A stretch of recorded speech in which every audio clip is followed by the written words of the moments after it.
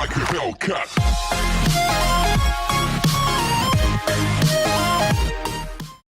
Hello and welcome back to the channel where once again it's time for another Sega Saturn review, where today of course we're taking a look at Sega Worldwide Soccer 98, which recently won a poll on my channel, beating back competition from Actua Soccer, Olympic Soccer, FIFA 97 and Striker 96 to ensure it was the next game reviewed in my series. Like always, we'll be talking about how it looks, how it sounds, how it plays, its content and lifespan, whether it's still worth playing today, and if it can make our Sega Saturn top 10, and perhaps more importantly, did it build on Worldwide Soccer 97, which I felt upon its release was the best playing 3D football game available.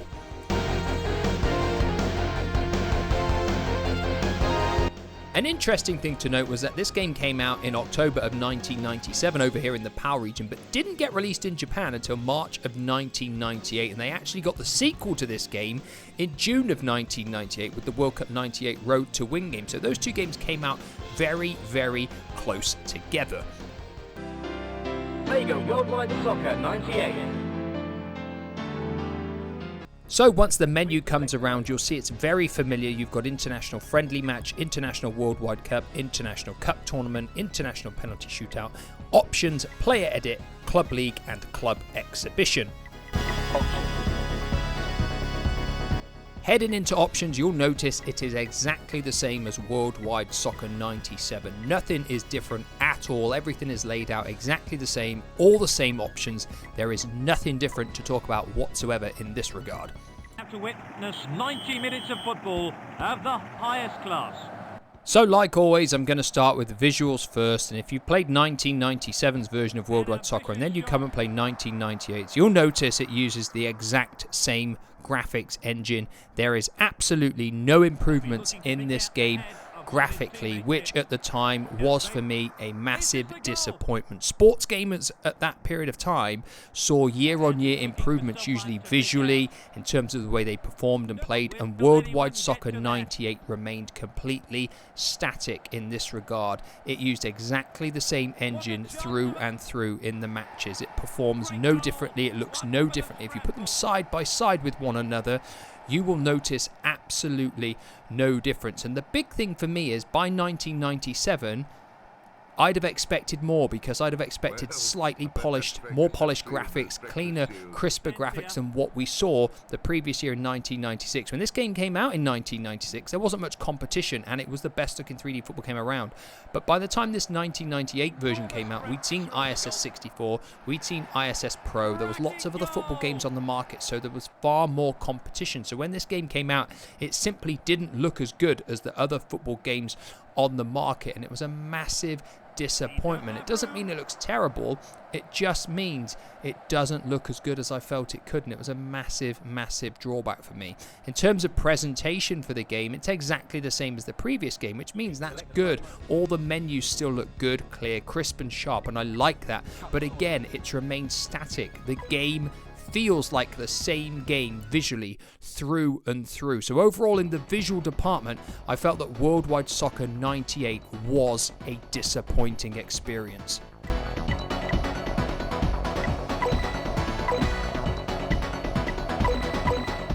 So moving on to the sound effects and music, and for what was one of the highlights of the previous game in the series, Worldwide Soccer 97 has kind of turned into a mixed bag with Worldwide Soccer 98. We've still got some fantastic tunes on this game, and the sound effects within the matches are perfectly good as well. Unfortunately, the quality of the commentary has taken a nosedive because it has become rather disjointed and unpleasant to listen to. You will constantly find that the commentators interrupt themselves to start other sentences. Sometimes they say things which make no sense, like he saved a penalty when you've actually scored it.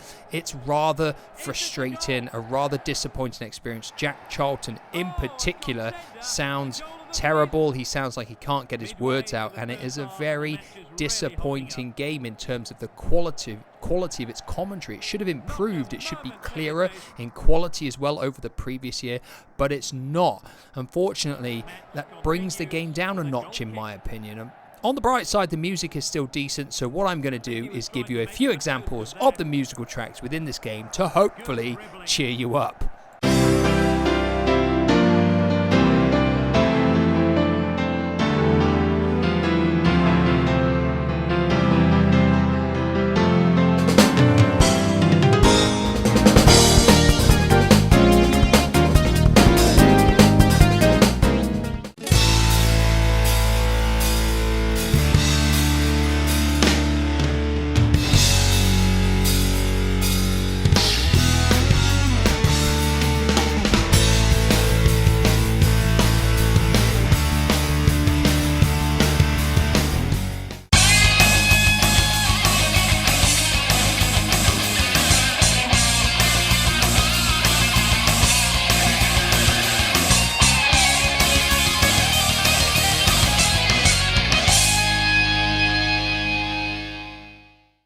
So moving on to the gameplay next, and it's somewhat of an underwhelming experience here because it plays identically to Worldwide Soccer 97. The controls are identical, the moves that you can pull off are exactly the same. There is absolutely no difference in the gameplay department, which is slightly frustrating because it means all the niggles from the previous game are still here. They've not been ironed out. The dodgy goalkeepers, the fact you can stand in the corner with the ball facing away from an opponent and just let the time tick away and they don't tackle you. Other frustrating things like the fact the gameplay just feels slightly delayed and predetermined. It still feels like that, and it's frustrating. They had a whole year where they could have fine-tuned the gameplay, made it into a quicker play-in, more responsive title to compete with the other football games that were coming out at the time, but unfortunately, for whatever reason, they didn't bother, which means in the gameplay department, it's just frustrating. It doesn't play terribly. It still plays better than some of the other football games around at the time. But for me, the fact that they didn't improve the responsiveness and the fluidity of the gameplay means it just feels lacking in the gameplay department. Just over 20 minutes remaining now. He's trying to impose himself on the game. So moving on to the content and lifespan next, and without a doubt this is the strength of the game. We've still got the International Worldwide Cup, but this time the International League has been replaced by the Club League, which for me is the best mode of play, playing through an English Premier League season with those teams, mainly because they've got real player names. It definitely adds something to the game. We've still got the penalty shootout and we've still got the cup tournament where you can select the number of participating teams, which are good. We've still got the edit player mode where you can go in and edit all the names of all those players. Obviously all the international players have got fake names. The English Premier League teams do have real player names, which is good. A downside is the fact that a lot of them don't have their right foot associated with them. Some of them are listed as the wrong positions as well, but the fact that they've actually got real player names is a great plus point. Now the game does have French club teams and Spanish club teams as well. The downside is you have to select that language for the game to be able to play as those teams. So if you want to be a Spanish team like Barcelona, you need to set the in-game language to Spanish. If you want to be Bordeaux, you need to set the in-game language to French, which is very frustrating, which means you cannot have cross-national club team games. For example, you cannot play Barcelona against Arsenal within this game. In terms of additions over the previous game in terms of content, we've actually got 5 stadiums available for selection instead of 3, but other than that and the addition of club teams, the game really is exactly the same. The Worldwide Cup takes a long time to play, so does the Club League. Like I said, they're the main modes of play.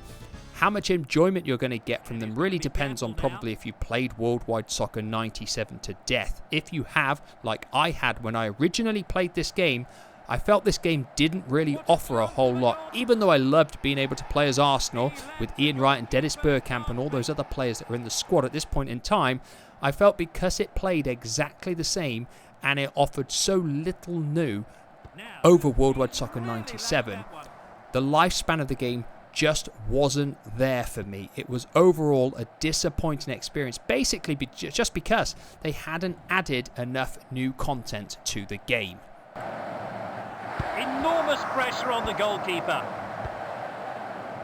So like always, that leaves us with our 2 final questions. Is Sega Worldwide Soccer 98 still worth having a go on today, and does it make our Sega Saturn top 10? I think most people are going to be able to guess my answers to both of these questions. I said that Worldwide Soccer 97 wasn't really worth playing today, mainly due to the fact that the way it played, it felt delayed and it felt slightly unresponsive and predetermined, and that applies here as well, because this game plays exactly the same as Worldwide Soccer 97. So I kind of feel if you play this game now, you're just going to feel that little bit frustrated and you'll probably want a little bit more. Of course, that means it can't enter our Sega Saturn top 10. It is nowhere near a game that wasn't too bad in its time, but really hasn't aged very well at all, especially in the gameplay department. And the overall feeling for me is just a sense of disappointment that they didn't build on Worldwide Soccer 97 and offer something that was slightly more polished, more complete and more comprehensive in the way it played. It just leaves that little bit of distaste in my mouth, even all these years later. But like always, these are my thoughts and my thoughts alone, and I'm always interested in what everybody else has to say about Worldwide Soccer 98. Were you disappointed when this game came out like I was? Did you pay full price for it, having already paid full price for Worldwide Soccer 97 the year before? If so, did you give it as much gameplay time as Worldwide Soccer 97? Because I, for one, definitely didn't. That is all for today. Thank you for watching, and like always, I'll be back in the near future with another review. Goodbye for now.